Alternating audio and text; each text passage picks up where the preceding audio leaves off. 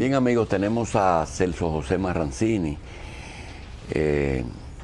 vicepresidente de la Corporación Dominicana de Empresas Eléctricas del Estado. Bienvenido, Celso. Gracias. Te agradecemos tu presencia aquí en un momento en que nosotros queríamos, y te agradecemos por eso, evaluar un poquito, no solamente tu gestión, sino el sector eléctrico en un momento en que la política podría estar siendo mal usada o no siendo usada para tratar problemas tan vitales como la energía eléctrica. La energía es el motor del desarrollo y hay muchas cosas que no entendemos. De manera que lo primero que vamos a preguntarte, ¿qué tiempo tienes como vicepresidente de la corporación? 31 meses cumplí ayer. ¿Cuánto? 31. Casi 3 años. Casi 3 años ya. El tiempo Bien. pasa rápido. Vimos que cuando llegaste al lugar no comenzaste a ver para atrás, sino comenzaste a ver qué se hace. Después de pasar 31 meses, ¿tienes la convicción de que ahí se puede hacer algo o en las condiciones que van las cosas y que se maneja la política y el país, no valió la pena esa experiencia? No, todo lo contrario. Yo creo que sí valió la pena. Y yo creo que tú has dicho algo muy importante. Yo llegué siempre no mirando hacia atrás. Hay una cita del presidente Roosevelt que dice que cuando uno vive mirando hacia atrás, se corre el riesgo de quedarse en el lodo. Que si uno no le pone atención a los problemas, realmente uno cae en la indiferencia. Pero que lo importante es mirar hacia adelante y cambiar las cosas. Y definitivamente en estos 3 años ha habido cambios importantísimos. Hay que admitir que fruto de la capitalización fracasada, la empresa se subdividió en demasiados pedazos, y lo cual la hacía muy difícil, y todavía la hace, de gerenciar. Pero indudablemente algunos de los cambios importantes que se hicieron fue la consolidación de los consejos de administración de las empresas distribuidoras. ¿Es posible hacer una administración sana en un área tan álgida como la electricidad desde el punto de vista, desde la posición estatal? Es decir, ¿se puede hacer una buena administración oficial o definitivamente eso tiene que privatizarse? Se puede, definitivamente. Yo creo que se ha demostrado con números. Cuando nosotros llegamos, las pérdidas de las 3 distribuidoras eran cercanas a un 25%. Al mes de marzo están en un 27%. ¿Y puede seguirse mejorando? Yo he dicho que si se mantiene lo que se está haciendo, en el año 2014, de sur y de este, ya serán empresas rentables. Antes de entrar en los detalles de las cosas que se pueden cambiar, dar el salto de lo privado a lo estatal, me refiero a la administración sana, que uno a veces, el otro día veo a Georgie Rodríguez y le digo, ¿tú vas para Radio Televisión Dominicana? Y me dice, no, ya yo hice eso. Digo, porque demostraste que se puede hacer una buena televisión oficial y rentable. Claro. Con administradores privados. Yo te pregunto, el hecho de venir del sector privado, ¿no te complica mucho tu vida?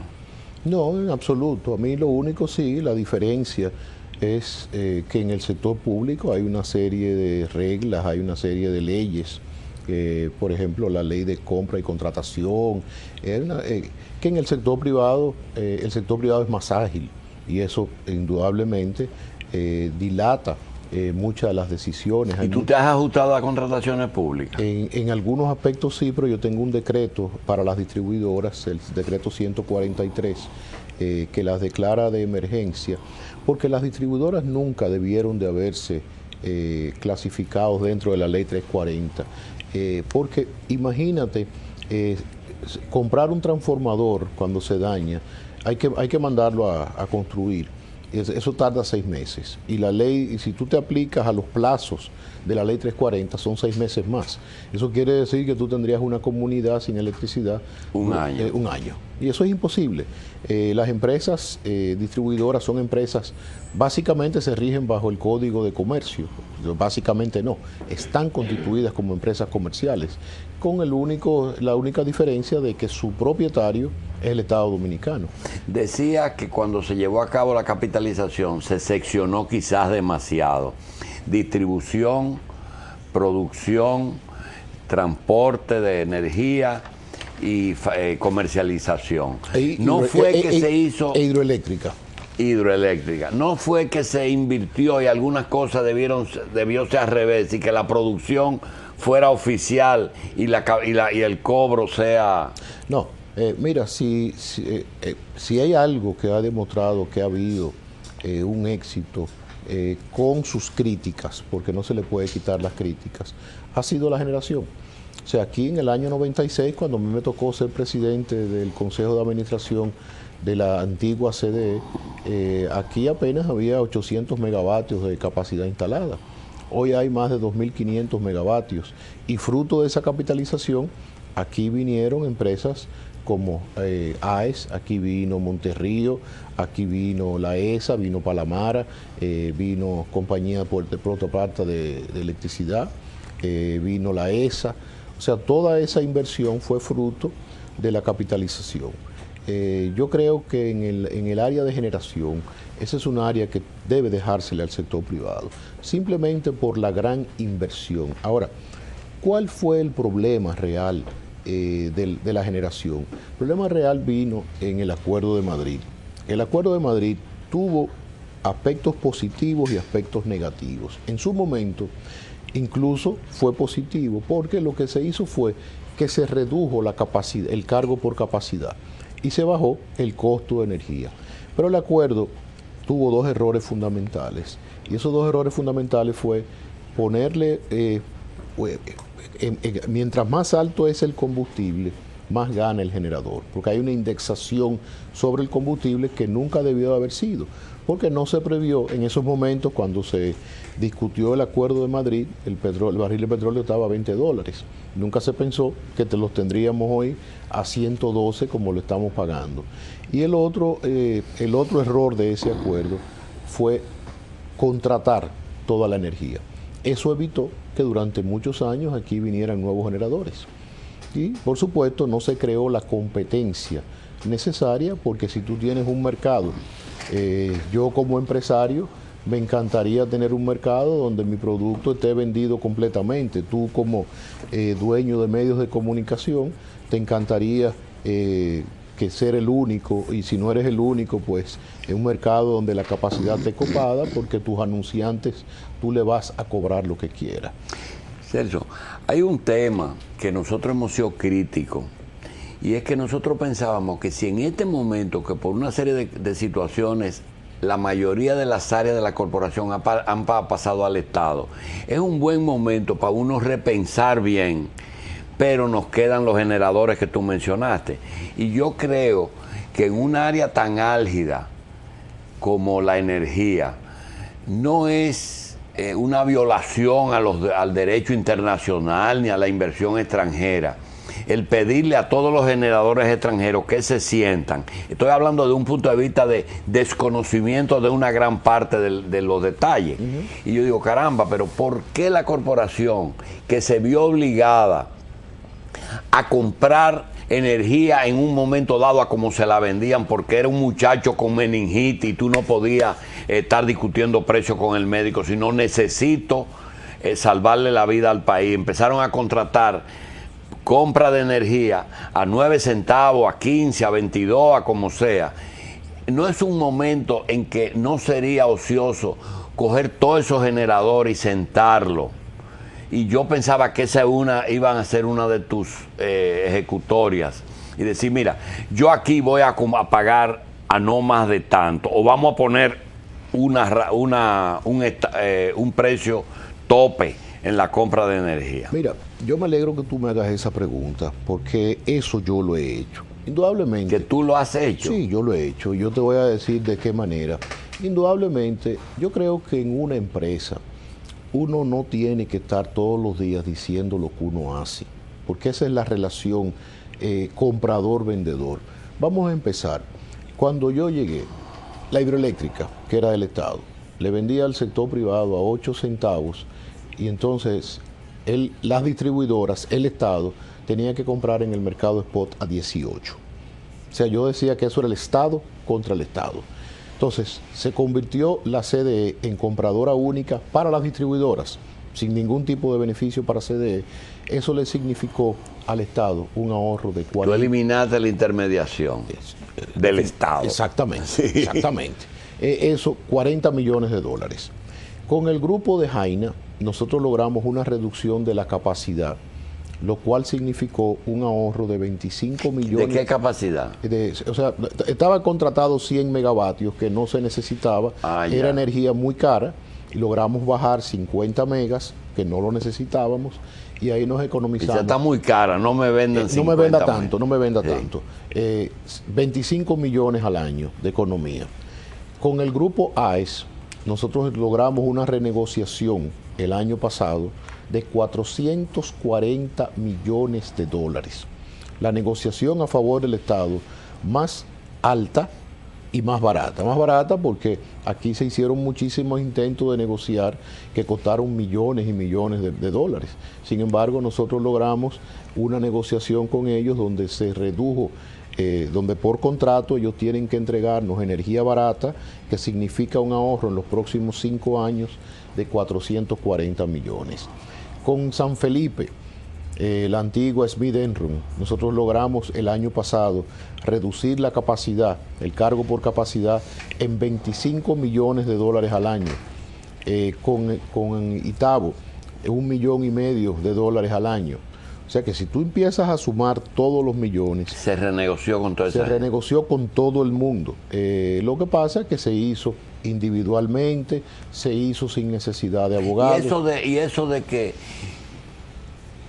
yo te voy a comprar lo que tú produzcas, pero tienes que garantizarme un mínimo producto, tú lo necesites o no lo necesites, eso se queda ahí. Eso es así en todos los sectores eléctricos. ¿Por qué? Porque tú estás montando una capacidad... Y hay que garantizarte un consumo. Que tú no te la puedes llevar. Eso no es lo mismo como si a ti este canal te da un precio que no te conviene, tú te vas a otro. Pero esa planta no se desmonta y se lleva a otro sitio. Entonces hay un cargo por capacidad que siempre... hay un mínimo. Hay un mínimo, que uno lo que tiene que discutir... Es que ese mínimo sea lo menos posible. Y no solamente eso, que realmente esa planta esté disponible y que cuando no está disponible, tú no pagues ese cargo por capacidad. En todos esos contratos, ¿el combustible lo paga la CDE o se compra el producto incluyendo todo? Nosotros compramos kilovatios, nosotros no compramos combustible. Nosotros solamente compramos combustible en su momento para Falcon Bridge, cuando le estábamos comprando a Falcon Bridge. Nosotros ya no le compramos a Falcon Bridge. ¿Qué plantas le queda en poder? ¿Qué tienen ustedes en poder de la corporación? Planta ninguna. ¿Y por qué se dice que yo oigo a los políticos que dicen que hay que aumentar la capacidad, que ellos aumentarían la capacidad de producción? ¿De qué ellos están hablando? Bueno, yo creo que de la capacidad de producción general del país. De hecho, nosotros estamos en un proceso de licitación muy exitoso, donde ya entendemos que van a calificar 10 o 9 o 10 empresas de muy buenas calificaciones de muchos sitios, algunos que actualmente son generadores en el país y otros que no lo son. Y tenemos ahora mismo ofertas por más de 2.200 megas, lo cual probablemente no vamos a contratar 2.200 megas, porque aquí lo importante, Julito, es que para el 2016, que vencen los contratos del Acuerdo de Madrid, haya energía suficiente para que haya un mercado competitivo. Pero más que eso, si aquí no se adicionan 1.000 megas más, el país no tendrá la capacidad en el 2016 para poder dar el 100% de energía que ya deberá estar dando. Ahí está la pregunta. ¿Aparecerá un vasito de agua? Sí. Hay una pregunta que yo se la hacía a los reforestadores. ¿Cuánto necesita el país para sembrar el país entero? Y yo le pregunto a los administradores de la corporación, ¿cuánto necesita en kilovatios y en dinero la corporación, no importa en manos de quién esté, para prender República Dominicana y sus áreas rurales y su industria eficientemente y sin desperdicio, pero completo, y prender esto como un arbolito de Navidad 24 horas? ¿Cuál es el costo de inversión? Lo primero es que nosotros en este momento, si todo el mundo pagara la electricidad, nosotros podríamos... ¿En esa condición? Ahora mismo. ¿Cubrir eso que estoy diciendo? Hoy sí, hoy sí. Nosotros tenemos... ¿Cuántos megas tenemos? ¿2.000? Nosotros tenemos como unos 2.300, 2.400. ¿Y eso da para prender el país? Eso da para prender el país. Pero eso es en el momento en que todo el mundo pague. Porque todavía hay una parte del país que no paga y consume en exceso. De esos 2.300, ¿cuánto tú estás recibiendo para atrás? Nosotros el máximo de generación en este momento, alrededor de 1.900 megas, es lo que estamos utilizando. Y mantenemos los otros en reserva. Hay en momentos en que la reserva baja, porque hay plantas en mantenimiento. Por ejemplo, nosotros tuvimos la planta de San Felipe hasta antes de ayer, prácticamente durante todo el mes de marzo en mantenimiento. Eso no significó apagones adicionales. Ahora,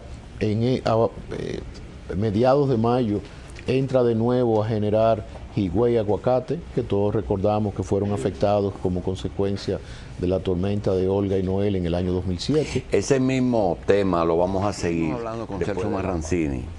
Y el gran problema es lo que nosotros desde los medios manejamos sin conocer interioridades. Entonces uno cae en el error a veces de hablar disparate o de decir la verdad a media, que es casi lo mismo. En el caso de lo que se ve de afuera, se ve que en la corporación todos los administradores tratan de decirle a la ciudadanía que todo el mundo es un ladrón y un tramposo. Este es un país de fraude. No toman en cuenta que aquí hay personas que apagamos la luz, que cuidamos el consumo. Es decir, que no es verdad que esto es de ladrones todo el mundo, pero hay ladrones. Pero también se dice que hay ricos ladrones y que la corporación desconsidera a ciertos sectores importantes, empresarios y cosas que los acusa falsamente de haberse robado la luz.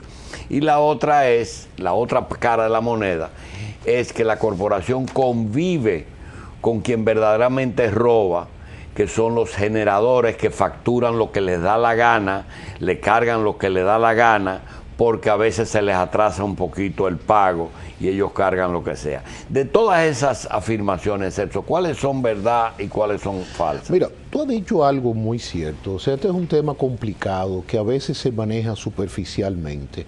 Y yo creo que sin mala intención de los medios de comunicación tienden a confundir a la población. Lo primero es que aquí había una cultura de robo porque no había penalización.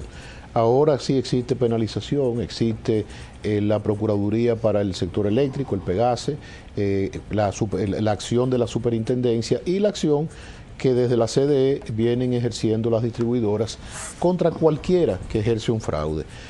También decir que todo el mundo se roba la luz, eso es injusto, eso es como decir que todo el mundo es corrupto o que todo el mundo es bueno.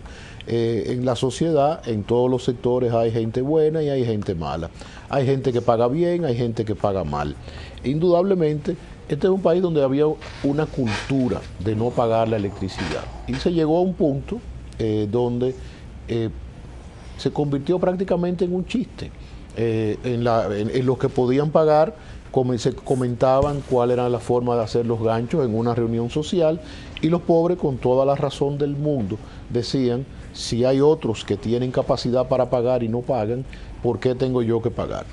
Eso ya en gran medida se ha terminado, y se ha terminado en el hecho, y están los números ahí, de que cuando nosotros llegamos a la corporación, apenas el sistema tenía 1.300.000 clientes muy mal contados, porque habían algunos repetidos, habían algunos que no existían, hubo que hacer una limpieza de la base de datos y nosotros terminamos al 31 de diciembre del año pasado con 2.156.000 clientes. Y de esos 2.156.000 clientes, casi 900.000 clientes, 894.000 en 24 horas. Eso quiere decir que nosotros el año pasado teníamos más clientes en 24 horas que los clientes que tenía el sistema eléctrico en el año 2006, que no llegaba a 800.000 clientes. ¿Cuántos faltarían? Ustedes estiman que están cogiendo luz y que no están dentro de esos 2.156, 2.156.000. Hay dos cosas, pero hay otra cosa que yo no quiero que se quede en el aire. Tú decías... Los generadores. La parte de que si los generadores se les pagaba mal, facturaban... No, espérate. A nosotros los generadores no pueden facturar de más porque hay un sistema muy claro donde se revisa su factura y donde hay supervisión de parte de la superintendencia y por supuesto de parte nuestra. Los generadores, cuando se les pagaba mal, lo que hacían era que apagaban sus plantas y tienen una ventaja, si se quiere decir, si se puede decir, y es el hecho de que se le paga intereses sobre facturas atrasadas, lo cual todos nosotros en el sector industrial o en el sector telecomunicaciones o comercial, cuando nuestros clientes nos pagan atrasados, desgraciadamente en el caso nuestro es inverso, tenemos que ir a un banco a buscar dinero prestado para poder cumplir nuestros compromisos. De esos 2.156.000 clientes, ¿cuántos realmente están pagando o cuántos están fuera de esos 2 millones que hay que hacerlo ingresar al grupo? Todos esos 2.156.000 están contratados. Lo que sí sucede es que no todos tienen contadores, porque nosotros no... Ahí están los subsidiados. No, los subsidiados son los de Bonoluz, eso es aparte, pero déjame terminarte esta parte para que quede claro este concepto. El proceso de contratación fue muy rápido y no había los recursos con que comprar los contadores. Ya nosotros este año vamos a instalar 500, a nosotros nos faltan 1 millón de contadores, pero este año vamos a instalar 500.000. Ahora, esos otros 500.000 están pagando, porque lo que se hizo fue que se hizo un levantamiento de la carga de la vivienda y se le cobra un 80% si está en un circuito que no recibe 24 horas, porque el que recibe 24 horas tiene su medidor. Ahora, hay sitios, Julito, donde nosotros poner contador no tiene sentido, porque las líneas de distribución están tan malas que ponemos un contador y la gente se nos engancha directo a los 2 minutos. Entonces vamos a hacer una inversión que la vamos a perder. Entonces lo que así hacemos es que le cobramos un mínimo. En ese momento esa tarifa, que yo no quiero que se malinterprete como fija. Le estamos cobrando en base a la carga que tiene y en el momento que las líneas se rehabiliten, nosotros le pondremos su medidor. Ahora es importante tener esto claro. Por primera vez, incluso después de la capitalización con Unión Fenosa y AES, el país está haciendo la mayor inversión en rehabilitación de redes históricas.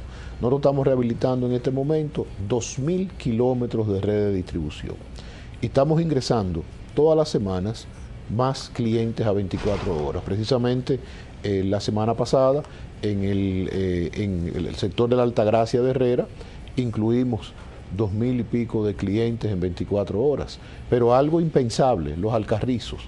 De los Alcarrizos nosotros teníamos una pérdida del 90%. Los Alcarrizos son uno de los más altos consumos. Pero ya nosotros perdíamos $2,5 millones mensuales en los Alcarrizos, pero ya tenemos 7.000 clientes en 24 horas que están felices. O sea, yo tuve esta semana en los Alcarrizos y me paré en un colmado y el dueño del colmado me dijo, por primera vez en la vida no se me dañan los productos. Por primera vez yo puedo vender productos fríos. Y los vecinos todos estaban felices de que tenían 24 horas y algo muy importante, que entonces empezaban ellos a decirme cómo estaban ahorrando electricidad. Los Alcarrizos es un caso muy especial, porque recuérdate que en los Alcarrizos fue que se inició aquella famosa práctica muy costosa que era que todo el mundo puso estufa. Bueno, no solamente estufa, y donde los talleres puso, donde se puso primero el PER, que era el programa de el PER era el PRA. Sí. El PRA famoso, el programa de reducción de apagones, donde a todo el mundo se le puso una tarifa fija. Indudablemente, si a ti te ponen una tarifa fija, tú vas a poner un aire acondicionado, tú vas a poner una estufa eléctrica, tú vas a poner una olla de ablandar, y tú no vas a pagar ni vas a economizar. Eso fue un daño enorme que se le hizo. Volviendo a la pregunta, César, ¿cuántos clientes más se pueden ingresar al programa de los 2.150.000? Nosotros calculamos que entre 350. ¿Se puede llevar a 2,5 millones? Sí, perfectamente. Pero ya estamos hablando de zonas, de muchas zonas rural, estamos hablando de comunidades como Los Alcarrizos o como Cienfuegos en Santiago. Cienfuegos es otro caso. Cienfuegos es otra. Si hay dos sitios que se parecen mucho en la geografía nacional, son Los Alcarrizos y Cienfuegos. Como empresario hay un cálculo. En Cienfuegos, déjame decirte la experiencia de Cienfuegos. Cienfuegos tiene más de 50.000 clientes. Ya nosotros tenemos 25.000 clientes en 24 horas en Cienfuegos, bajando las pérdidas también de un 90% a un 12%. Como empresario, una de las cosas que tú debes hacer seguro cuando llegas a la oficina es déjame ver cuánto vendí y cuánto gasté. ¿Y cuánto Eso cobré? Es normal. ¿Y cuánto cobré? Sí, exacto. En esa tónica, Celso, sin contar préstamos e intereses, arrastre de problemas, en el día a día, ¿cuánto estás gastando y cuánto te está entrando? ¿Cuál es tu déficit? No, mira, ahora mismo el problema serio está por el precio del fuel oil. Cuando aquí hubo una enorme crisis en el año 2008, cuando la crisis del petróleo, el precio del fuel oil llegó a $72. Yo hoy tengo el precio del fuel oil a $110. O sea, algo inconcebible. El fuel oil está más alto que el precio del barril del petróleo, siendo lo último del refinado del petróleo. ¿Y eso ustedes no lo están indexando? No, nosotros acuérdate que la tarifa está fija.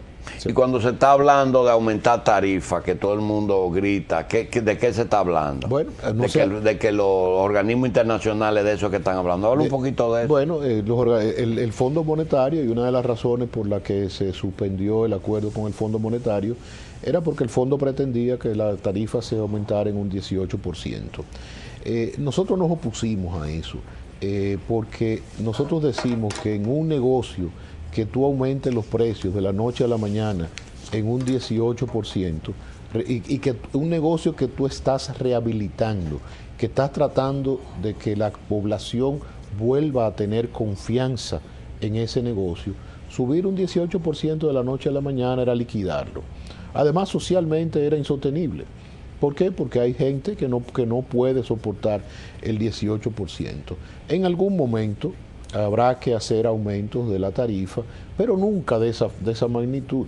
Todos los países lo que hacen es aumentan un 1%, un 2%, a un mes que te baja el petróleo, bajas un... Pero el fondo sabe eso que tú dices. ¿Por qué ellos insisten en ese 18 si saben que va a tener esos efectos? Porque el fondo no tiene corazón.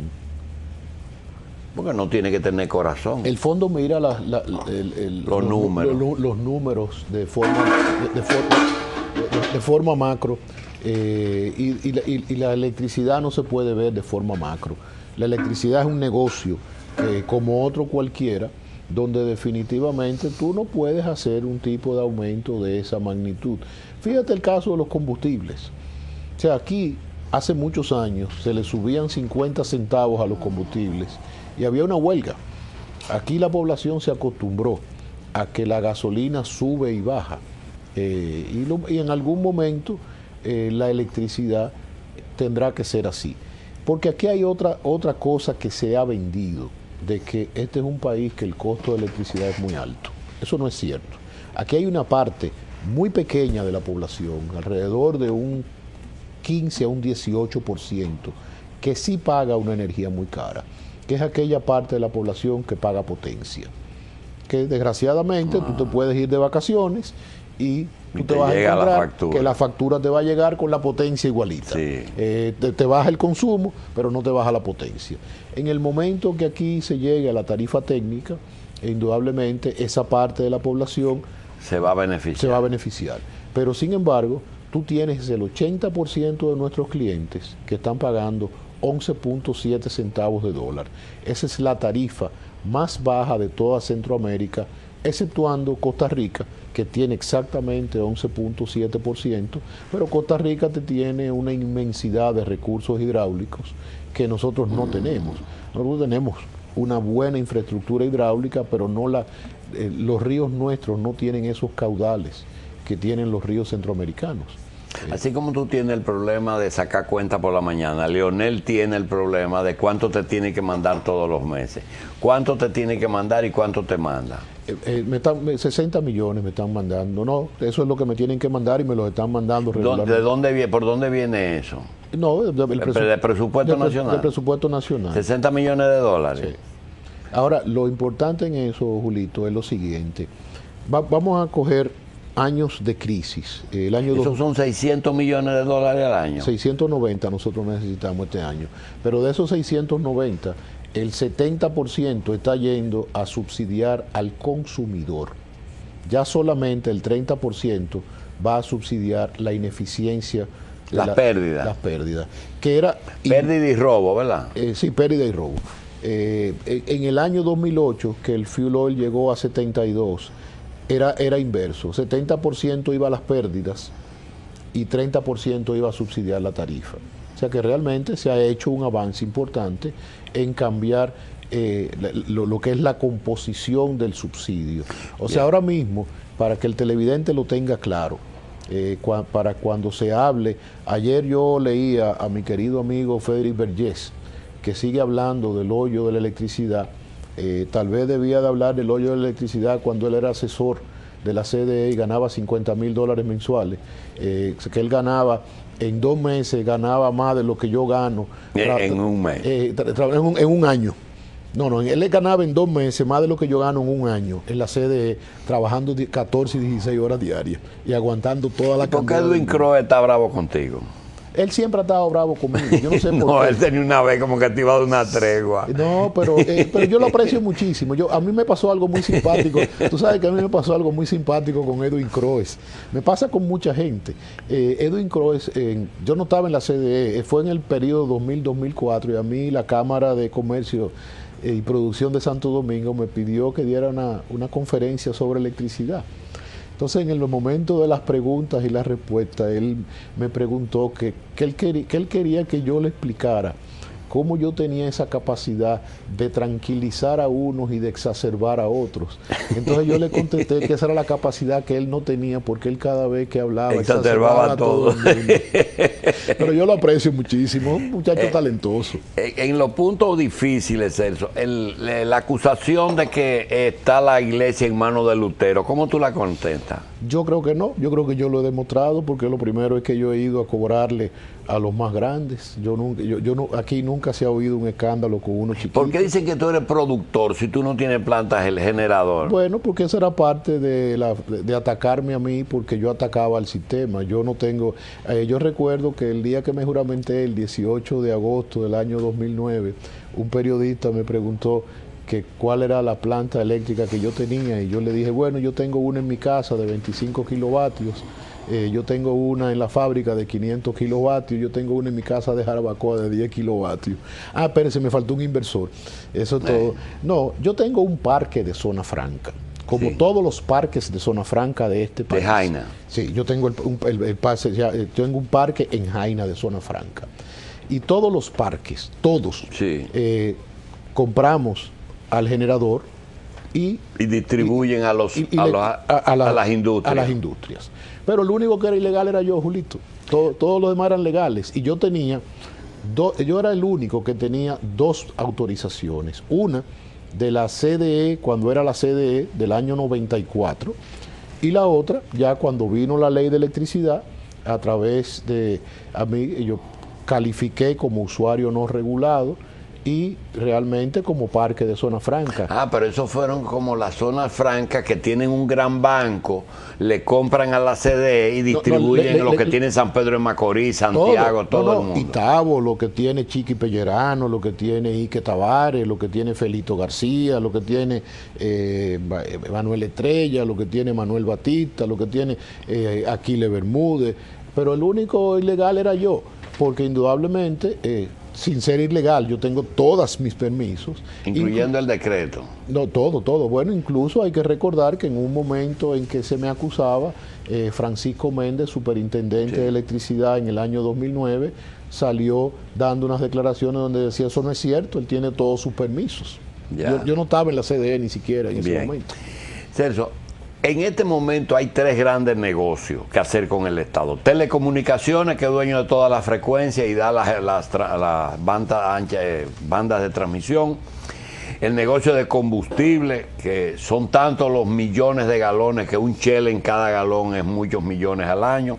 Y generar electricidad. Ahora hay dos candidatos que reciben colaboración. Hay algo con lo que tú no puedes y no vas a poder, y es cuando se necesita un meeting de campaña en que se necesitan 50 millones, o cuando haya que comprar 10.000 cédulas o 100.000 cédulas, y llegue un generador y le diga al candidato, mira, aquí hay un saco de cuarto, para que tú no me embromes la paciencia, porque ya las donaciones son condicionadas, para que no te metas conmigo y dejes las cosas como están. O alguien que diga, yo quiero generar, yo tengo una planta en Texas y quiero traerla, y tengo otra en China. Bueno, usted tiene un ejemplo con las dos famosas plantas de carbón, que fue un compromiso político con un ex embajador, que por cierto se cogió todo el tiempo, y no sé si la hicieron, las dos de los 600.000 vatios, dos de 300. No se hicieron. No se hicieron. Pregunta, cuando esa situación ocurra, tú esperas no estar ahí, ¿verdad? Mira, Julito, déjame decirte, yo pasé la campaña del 2010, porque en la campaña del 2010 se pasó lo mismo, y yo estoy pasando la campaña del 2012, y yo te voy a decir que yo no he recibido presión política de ningún tipo. O sea, la CDE en este momento se maneja como puede manejar Oscar Peña, Codetel, como puede manejar el de Orange. El de Orange, que ahora no sé el nombre nuevo, se fue el antiguo presidente, gran amigo mío. Exactamente igual. Ahí no hay presión de ningún tipo. Pero es que no se les ocurre. Pero, Julito, y los empresarios en general, todos les damos a los candidatos. Yo he dicho muchas veces, como dirigente empresarial, que nosotros le damos a todos, que votamos ahora no es 16 de mayo, es 20 de mayo, por el que nos guste, porque todos tenemos una preferencia, pero el 16 de agosto estamos con el que ganó. Es así. ¿Cómo se ha portado el presidente contigo? Excelentemente bien. O sea, ¿Ya han respetado bien lo político? Mira, yo de parte del presidente yo he tenido un apoyo del 100%. Y los políticos han entendido que es una empresa que hay que respetar. Y respetarla en el sentido de que lo que yo tengo que hacer no es dar dinero a políticos, sino resolver problemas en las comunidades que al fin y al cabo eso va a ir en beneficio del propio político. Y yo creo que eso se ha comprendido. ¿Y el candidato oficial, Danilo, no se le ha ocurrido pedir un poquito de ayuda de la corporación? No, mira, yo te voy a decir, a los dos candidatos los he visto dos veces en esta campaña. En una ocasión vi al presidente Mejía, que yo estaba en mi fábrica, y él sabe que a veces puedo ir los viernes, y andaba por Jaime y me fue a visitar. Y después en otra ocasión vi al candidato Danilo Medina. O sea que realmente la empresa se ha mantenido como cualquier otra empresa, sin necesidad de la intervención de la política. O sea que ha habido un respeto total. Y quiero sí volver a resaltar el apoyo del presidente Fernández. O sea, lo que nosotros podamos haber hecho en este momento, en estos 3 años, casi 3 años, ha sido por el apoyo del presidente Fernández, sin duda. Porque primero se ha entendido que la política había que sacarla. Entonces se sacó la política de la corporación. Yo quiero que tú vayas hoy a la Los corporación. generadores no son los que están mandando ahí. No, el que manda soy yo. Ya. Bien. Que no tengan duda. ¿Eh? Que no tengan duda. Es decir, que no es verdad que los generadores son los que trazan las pautas. Óyeme, los generadores somos clientes ahora mismo, nos manejamos esa tensión normal, o esa tensión antigua, no, porque no es normal, que existía entre el generador y la corporación. Eso es ilógico. Otra área importante, Tú peleas, el poder legislativo, Celso. Tú peleas con tus anunciantes. No, jamás. Exactamente. Jamás. En el tema, no quedan muchos, pero no peleo con los pocos. El tema de los legisladores, ¿cómo haces? No van allá, porque antes era una fuente importante de ellos. No, y ellos saben que no. Ellos saben que no es una fuente. Se aclaró bien el asunto. Muy claro. Ellos saben que lo que yo tengo que hacer es electrificar comunidades. Y cuando hay préstamo pendiente. Apoyan siempre. Hay préstamo pendiente. Al principio hubo una cierta fricción con ellos porque era parte de que no se entendía el sistema, pero te puedo decir que la relación con el Senado y con la Cámara de Diputados no puede ser mejor. Y el apoyo de los senadores cuando hemos necesitado que se nos aprueben préstamos, realmente, incluso en proyectos de leyes, hay una relación, porque el éxito de esto, Julito, no está en buscar empleo, el éxito de esto está en que las comunidades tengan 24 horas. Mira, por ejemplo, nosotros hace unas semanas, con la presencia del presidente, declaramos Atomayor la primera provincia 24 horas. Ahora vamos a declarar el Ceibo, la provincia completa 24 horas. Pero el Distrito Nacional, el Distrito Nacional, que estemos claros que una cosa es la provincia de Santo Domingo y lo otro es el distrito.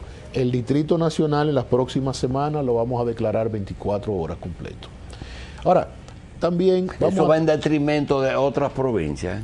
No, en absoluto. ¿En caso de crisis sí? No, realmente no. En caso de crisis nosotros tratamos de balancear las cosas, pero indudablemente lo que nosotros queremos es convencer a todo el mundo. Recuérdate que la distribución está dividida en circuitos. Sí. El circuito A, que es un circuito de 24 horas, el circuito B, que es un circuito de 20 horas, el circuito C, que es un circuito de 18, y el circuito D, que es un circuito de 16 horas. ¿De qué depende esa clasificación? De la pérdida. Por ejemplo, en un circuito A tú tienes pérdidas menores de un 20%. No depende de que los clientes paguen o no paguen. Cuando hablo de pérdida, por eso, el pago de la capacidad, el pago del cliente, que es algo que yo nunca tuve de acuerdo. Pero cuando yo llegué a cambiar eso, era mucho más traumático que cambiarlo. Hay algo importante, yo creo que ya uno todo, por más viejo que esté, siempre aprende algo y madura en algo. ¿Todo lo que tú encontraste fue malo? No, uno no puede decir que en un sitio todo sea malo. Había muchas cosas que cambiar, pero había cosas bien, y sobre todo gente muy buena. Yo me he encontrado con gente joven. Es decir, que tú no has barrido ahí. No, mucha gente, yo cambié mucha gente, pero mucha de la gente que había ahí está ahí todavía. Y gente de la cual son eficientes, dedicados, con pasión. Bueno, yo te voy a decir, mis asistentes son las mismas que yo encontré. Y hay dos que son ya, eran 4, hay 2, una que se fue y una que sí, yo la sustituí, pero de las 4 quedan 2, que son 2 joyas. Y los consejos de las EDES no chocan con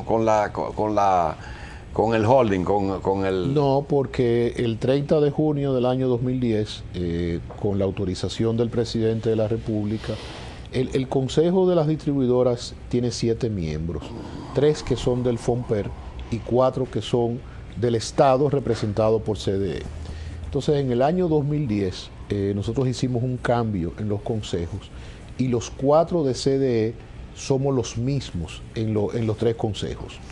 Bien, yo quisiera pedirte que coja 2 o 3 minutos y le digas a los usuarios de la corporación, al dominicano común que no te involucraba en política, ¿cómo tú quieres que vean la corporación? Yo pienso que tienen que vernos como una institución deseosa de dar un mejor servicio, de cambiar la imagen.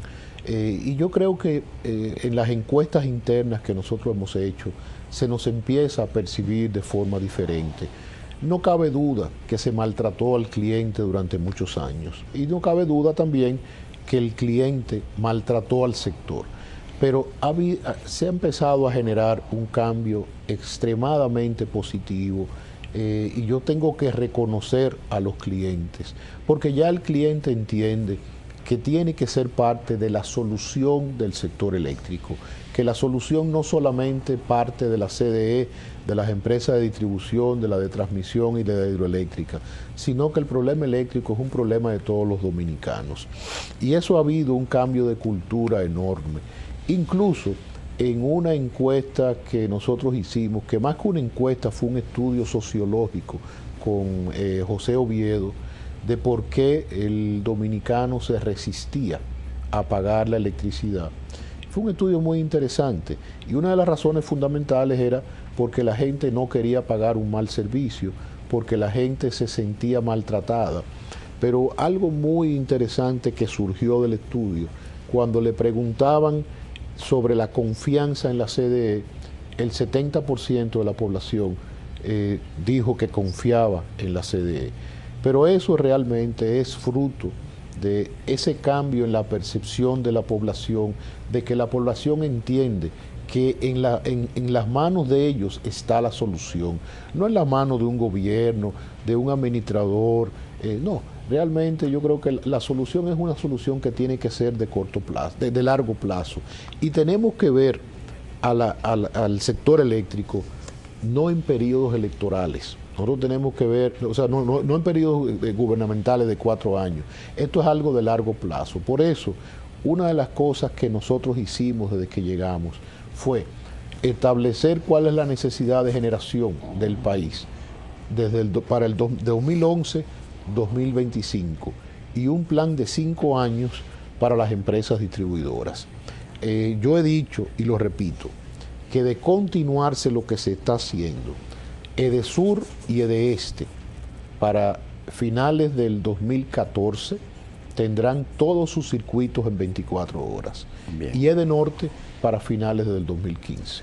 Bien, vamos a dar las gracias a Celso Marrancini por haber estado con nosotros. Él es director, es vicepresidente de la Corporación Eléctrica de Empresas Estatales. Gracias, Celso. Y nos vemos esta tarde a las 5:30 en La Tarde Online.